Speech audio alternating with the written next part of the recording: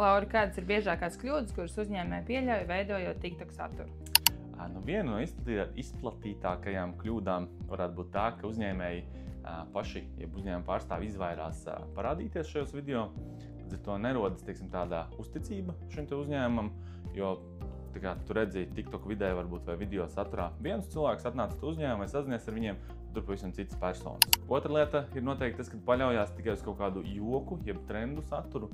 Līdz ar to nepārdomā, kas patiesībā varbūt tam potenciālam klientam interesē, kas varētu būt tas video saturs, kas piesaistīs klientu uzmanību, kas ļaus mums kaut ko pārdot, bet vienkārši mēģina izklaidēt visu TikTok auditoriju. Ļoti svarīgs faktors ir tas, ka tā ir pārāk reklāmisks video.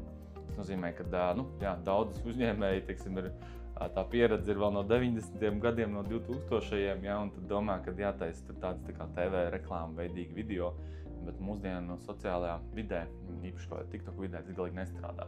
Tur jātaisa tādu dabisku, izglītojošu saturu, jāparāda sevi kā nozares ekspertu, nozares profesionāli. Līdz ar to, lai tev sāk uzticēties, tev sāk atpazīt, nevis mēģināt pārdot pildspalvas, jo pērciet tās vislabākās pildspalvas, un redz, cik smuki raksta, ja?